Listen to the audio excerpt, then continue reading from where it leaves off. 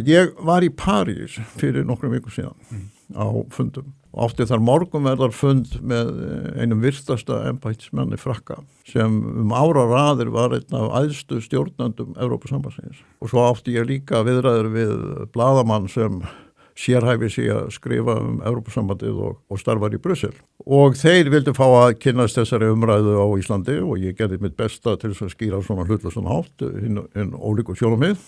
Og svo þurfti ég að reyna að útskýra fyrir þeim hvað þessi sjáhreyfing væri að segja, að það væri hluti af þeirri sveit sem héldi því fram að Ísland, þetta væri ekki samningar aðild, þetta væri bara til þess að kynna sér þetta og sjá hvað var í boði.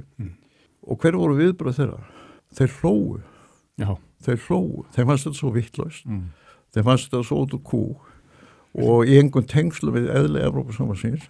Viltu gefa upp hvaða embættismann? Nei, ég vil nú ekki nafngreina þá, en þetta einn af virtustu embættismannum Frakklands sem starfaði í komissjónu í Brussel í áraraðir og menn sem vita allt Evrópusambandið og þeir hlógu.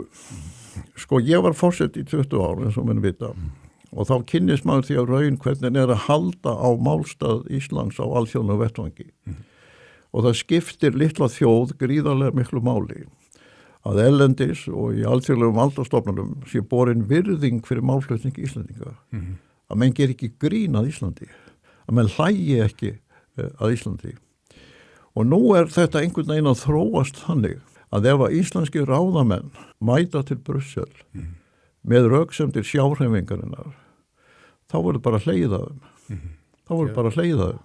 Vegna þess að Evrópusambandið ekki til í viðræður við aðila sem ætlar sér ekki og ekki búin að lýsa því yfir að hann vil ganga í Evrópusambandi eðlilega. Það er ekki til í leikjabók Evrópusambandsins að setjast að borði við einhverja sem komni bara til að sjá, sem komni bara svona til að kynna sér þetta og alls svo fara heim og svona meta þetta. Það er bara ekki til í þeirra verklýsingu. Enda það náttúrulega þannig í reynd þó að forráðamenn járhæfingarinn og sjárhæfingarinn vilji aldrei tala það. Að þessi atkvæðagreiðsla að forminu til byggð á umsókn ríkisstjórnar Jóhönnu og Stengrims aðild að Evrópusambandinu. Vegna þess að allur þessi leiðangur byggður á ákvörðun Alþingis frá 2009 og þar var ekkert verið að fara í felur með það hvað var verið að gera, þá var verið að sækjum aðild að Evrópusambandinu. Og þá hef ég verulegar áhyggjur af því og kannski farin að bara finna til með þeim ráðherra íslenskum sem þyrfti kjölfarið á þessu að mæta í Brussel með svona veikt bakland með nauman meiri hluta sem segir já og stóran hluta þeim sem að raun og veru meina ekkert með því heldur bara vilja svona kíkja í pakkan með meiri hluta alþingi sem móti því að ganga inn og vitandi það að Evrópusambandi ræður algjörlega för í þessum viðræðum vegna þess að Evrópusambandi sem ákveður hvaða pakki opnaður hvenar og það þurfa öll 27 aðildarríkin að samþykja það. Og ég finn bara til með þeim ráðherra íslenskum sem þyrfti að mæta í Brussel með svona veikt bakland vegna þess að málin hafa þróast þannig núna að slíkur ráðherra á bara 2 kosti. Annars vegar að gera sig að fífli í Brussel og láta hlæja sér með því að flytja rök þessar að sjá sinna. Eða þá svíkja stóran hluta af þeim sem kusu jái hér heima og töldu sig bara vera veita heimild fyrir svona almennar svona samningaviðræður en alls ekki til þess að fara inn í ferli Evrópusambandsins. Þú meinar annarkvort að hefja aðildarferli eða að gera sig að fífli með að koma með einhver já til að sjá rök í Brussel. Það bara þessi 2 kostir. Og það tók okkur 100 ár að fá allt vald í eigin hendur.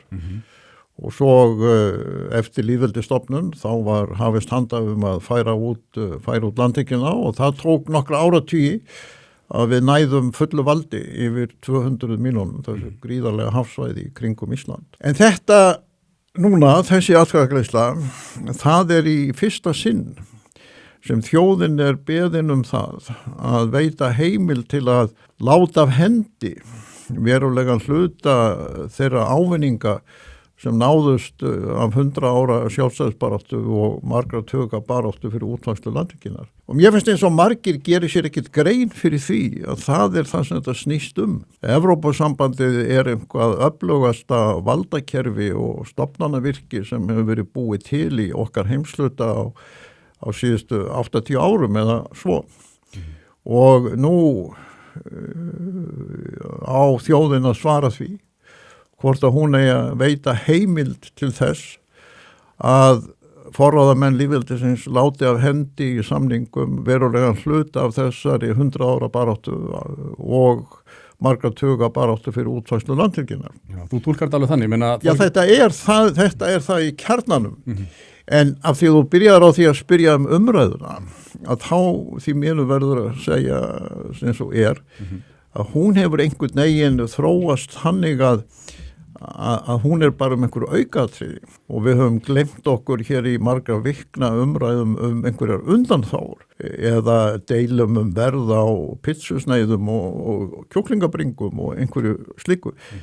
Halldór Laxness sagði fyrir meira en 75 árum síðan eða svo, allavega rúmlega hálfri öld, að það veri einkenni á umræðum Íslendinga að þær hefðu tilhneigingu til þess að snúast titlingaskít, það er að segja smámuni. Og kannski höfum við bara ekkert lært frá því að Halldór Laxness setti þetta fram á sínum tíma. Og ég ætla að taka eitt dæmi þetta. Sko kjarnin í núverandi valdakerfi Evrópusambandsins, kjarnin í því hvernig ákvarðanir eru teknar, kjarnin í því hverjir fara með valdið í Evrópusambandinu Lissabon-sáttmálinn sem tók gildi 2009.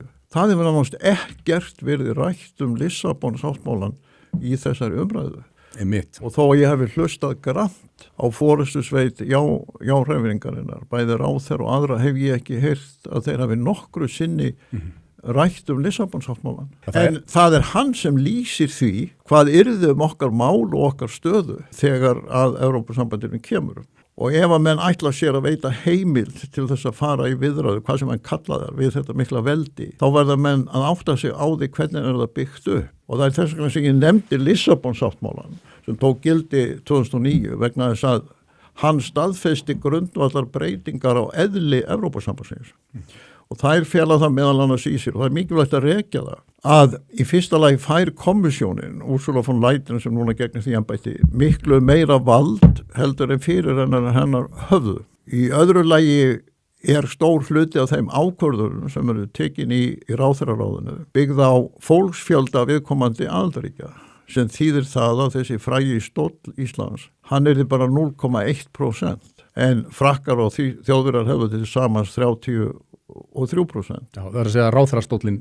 Já, sæti við borðið. Við fáum sæti við borðið. Það er ekki einn á móti einum. Nei, í miklum fjölda mála og þeim sá fjöldi fyrir sífellt stækkandi.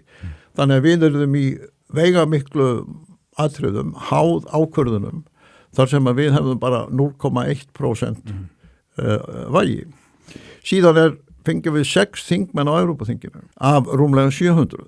Þeir myndu eins og ekki mynda einhvern íslenskan áhrifahóp, nei, þeir eru að ganga inn í þingflokkana á Evrópuþinginu og það eru þingflokkar krata, þingflokkar íhaldsmanna, þingflokkar frjálsendra og það eru yfirleitt stóru flokkarnir í Frakklandi, Þýskalandi, Spáni og Ítalíu sem ráða þessum flokkahópum.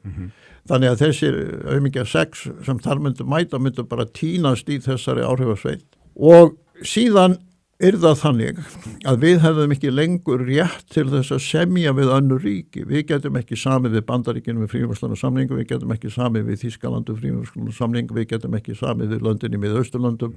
Við erum að láta af hendi þá fríverslunarsamninga sem við eigum núna við áhrifarík hagkerfi í öðrum heimslutum. Kína og Indland. Við getum ekki samið fiskistofna sjálfstætt, það er að segja flökkustofna. Allir þessir samningar eru því höndum Evrópusambandsins. Þannig að þetta því umfálsmikil valdabreiting á áhrifum Íslendinga og hverjir taka ákvarðanir okkar framtíð. Og mér finnst þessi forystusveit já-hreyfingarnar skulda þjóðinni skýringar á því. Af hverju það núna nauðsynlegt að láta af hendi verulegan hluta þeirra ávinninga sem 100 ára sjálfstæðisbarátta færði í Íslandingum. Af hverju það núna nauðsynlegt að láta af hendi verulegan hluta þess ávinning sem náðist í landhelgisdeilunum? Af hverju það núna nauðsynlegt að skerða rétt ungra Íslendinga á næstu árum og áratugum til þess að hafa samskonar sjálfstætt vald yfir sínu lífi eins og við og foreldrar okkar höfum haft yfir okkar lífi. Því að hvað sem líður útkomu samningana, þá mun þetta ekkert breytast. Þetta alveg ljóst af því að þetta sjálfur grunn sáttmáli Evrópusambandsins og eins og ég sagði á fundinum í Sjálfstæðishúsinu, þó margt megi gott segja Þorgerði Katrínu sem kraftakonu, þá mun hún ekki geta farið til Brussel og breytt grunn sáttmála Evrópusambandsins. Það verður ekki búið til einhver sér íslensku útgáfa af Evrópusambandinu bara fyrir okkur.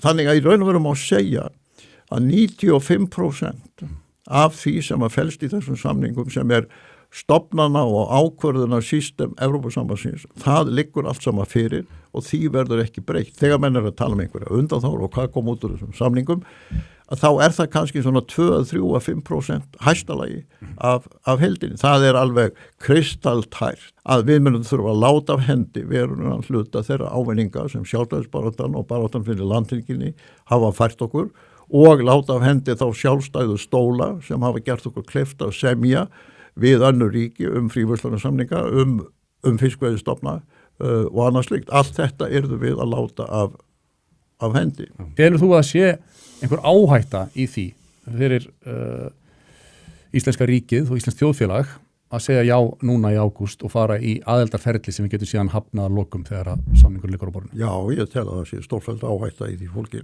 Í hverju hún fólki?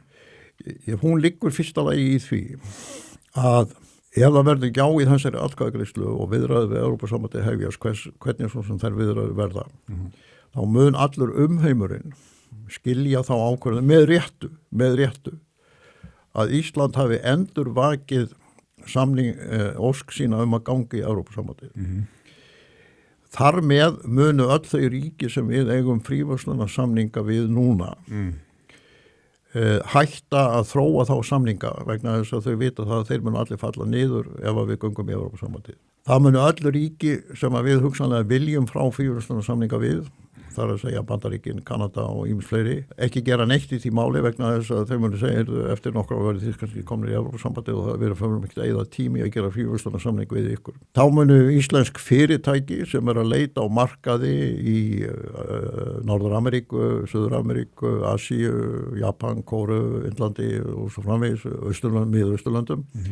Öll þessi íslensku fyrirtæki munu mæta hugsanlegu viðskiptavinum sem munu segja, já, og býtu þið að sækja aðild að Evrópusambandinu, munu þið þá ekki eftir nokkur ára að hafa þessu reglu gerða fargani í Evrópusambandinu sem gerir öllu alþjóðlegu viðskipti miklu erfiðari og það alkunna að það þannig. Þannig að það verður mun erfiðara fyrir íslensk frumkvöðla fyrirtæki og stóran hluta íslenska fyrirtækja að ná nýjum mörkuðum og ég held að það sé eina ástæðan fyrir því að Guðmundur Fertram til dæmis, sem þekkir þetta mjög vel, hefur tekið þá afstöðu að það þjón ekki hagsmunum Íslands að fara í þennan leiðangur. Og það segja að það verði svona oflókið fyrir ríki og fyrirtæki við munum bara staða okkar á þessum árum mun versna til muna. Hún mun versna við gagnvart þeim ríkjum sem við núna eigum fríverslunarsamninga við. Hún mun versna gagnvart þeim ríkjum sem við viljum ná fríverslunarsamningu við. Hún mun versna gagnvart þeim ríkjum þar sem íslensk fyrirtæki að leita nýju mörkum og þessum ungt fólki frumkvöðla fyrirtæki mun vera að leita að sóknarfærum og svo mun hún líka versna vegna þess eins og ég lýsti á fundunum í Sjálfstæðissalnum að megin orka íslenska embættiskerfisins og pólitíska kerfisins mun fara í þessar viðræður og mér fannst það virðingarvert hjá forsætisráðherra að viðurkenna það í þessu breska podcasti að þessi leiðangur myndi taka gríðarlegt súrefni út úr íslenska stjórnkerfinu. Og hvað þýðir það að segja að það tekur súrefni út úr stjórnkerfinu? Það með öðrum orðum að segja að við gerum þá lítið annað heldur en að sinna þessu. Að öll íslensk vandamál verða að setja á hakanum. Og þegar þeir eru að menna að segja að þetta kostar okkur ekki neitt. Sko, segjum svo að þessi samningur eftir, össur hætti eftir 2,5 ár. Segjum að við séum búin að verja 2, 3, 4 árum í þennan leiðangur og hann endar svo með því annarkvort lokar Evrópusambandið á frekari viðræður vegna þess að það gleymist oft í þessu umræðum hérna heima að það Evrópa sem ræður taktinum í þessum viðræðum. Það þarf öll 27 ríki Evrópusambandsins til að samþykkja einhvern einasta áfanga í þessum viðræðum. Þannig að við ráðum ekki taktinum. Evrópusambandið getur dreigja þessar viðræður á langinn í 5 eða 10 ár ef þeim bara sýnist svo og þau munum líklega gera það vegna þess að það sem Evrópusambandið óttast mest er að samningur verði felldur. Það svo mikið áfall fyrir Evrópusambandið að samningur sé felldur. Þess vegna munum þeir frekar velja þann kost að draga samningan á langinn og láta þá fjara út eftir 5 eða 10 ár, frekar en að taka áhættuna það að ljúka einhverju sem nokkuð víst að Íslendingar munu fella. Og þá verðum við búin að fórna öllum þessum kostnaði, öllum þessum tækifærum, allir þessari fyrirhöfn, öllum þessum súrefni í þennan leiðangur. Í stað þess að halda bara áfram að byggja upp Ísland. En það má heldur ekki blekkja þjóðina.